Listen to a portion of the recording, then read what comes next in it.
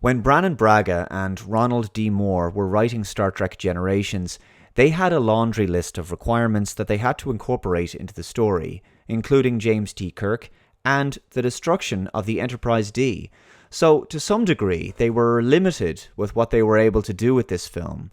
Certainly Kirk's death is the most controversial part of the film, given that it was so deeply dissatisfying for such an important character. But the way in which the Enterprise D was destroyed also frustrated many fans. Don't get me wrong, the execution of the final action sequences, and especially the saucer section crash landing scene on Veridian 3, they're really fantastic, a true highlight of the movie. The visual effects still hold up today, and the cinematography, CGI, direction, and editing are all superb. But the problem lies with how the battle with the Klingon vessel was handled. So, to recap, while Geordi was being held captive by Dr. Soren aboard the Klingon ship, his visor was modified to allow Lursa and B'Etor to be able to see what he sees with a live feed from the Enterprise being secretly transmitted back to their ship. They used this insight to obtain the Enterprise shield modulation frequency in engineering. By matching their weapons to this frequency, they were able to penetrate the Enterprise shields as if they weren't even there. As a result, the Enterprise hull was directly exposed to the Bird of Prey's photon torpedoes and disruptor blasts. This was a very clever strategy by the Klingons. Quickly realizing that the Klingons had an advantage, Commander Riker orders that the ship be taken out of orbit, but not before returning fire via the forward phaser array. But only once for some reason. Riker then devises a plan of his own, by asking Worf whether he's aware of any weaknesses of the Klingon vessel. Worf tells him that this is an old G-12 Bird of Prey that has a defective plasma coil, which is tied into the ship's cloaking device. With Data's assistance, Riker hatches a plan to use an ionic pulse to reset the coil and activate the cloaking device.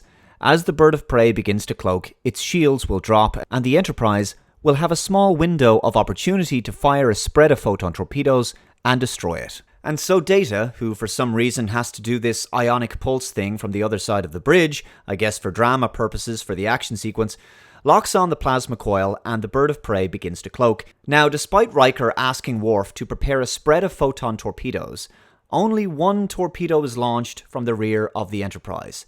It's very odd considering that we know from the TV series that the Enterprise D was more than capable of launching multiple photon torpedoes at once.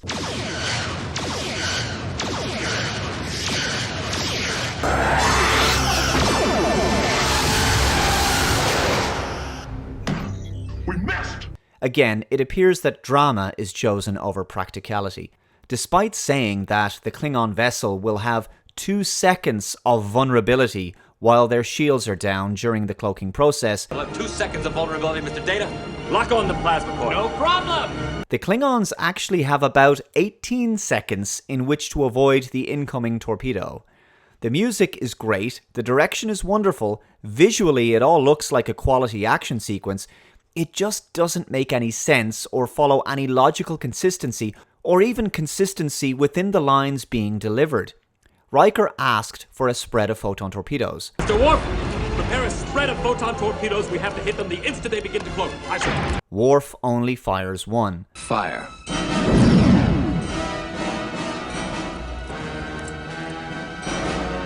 Mr. Worf, prepare a spread of photon torpedoes.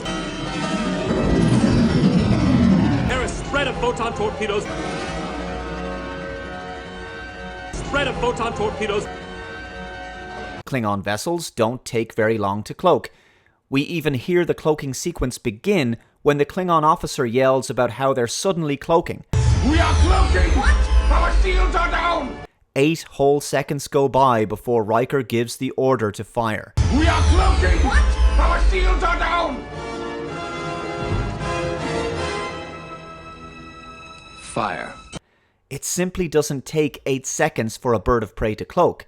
More like 4 seconds, as we saw earlier in the film. An additional 10 seconds later, the torpedo hits the Bird of Prey and we witness its destruction thanks to some reused footage from Star Trek VI, The Undiscovered Country, which I think really should have at least been reversed horizontally in order to make its reuse look a little bit less obvious.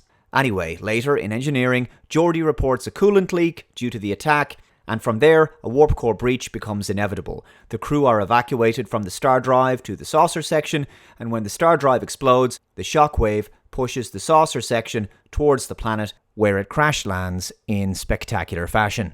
I just really don't like how the battle was written. The Klingon bird of prey was 20 years old and underpowered when compared to the flagship of the Federation. The Enterprise D is a Galaxy-class behemoth, heavily armed and tough as nails.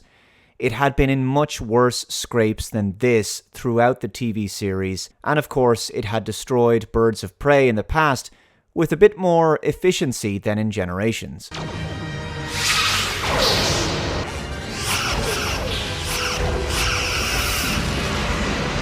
So of course the Duras sisters, Lursa and B'Etor, had to find a cunning way to level the playing field, and using Geordi's visor in the way that they did was a very good way of cheating in order to place the Enterprise at a disadvantage by getting the shield frequencies.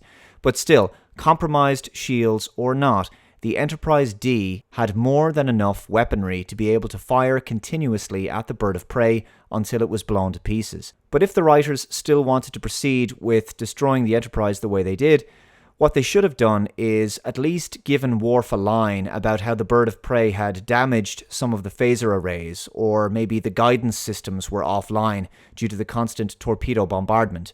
Something like that might have helped to better sell the situation. On the Next Generation, DS9 and Voyager, remodulating the shields to a different frequency was a standard practice when shield systems had been compromised.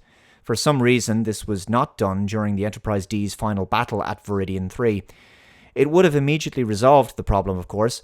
If the writers were still determined to destroy the Enterprise in this way, they should have simply given another throwaway line to either Worf, Geordi, or Data to say something like, "The shield generator has been damaged. I'm unable to remodulate our shields," or something like that.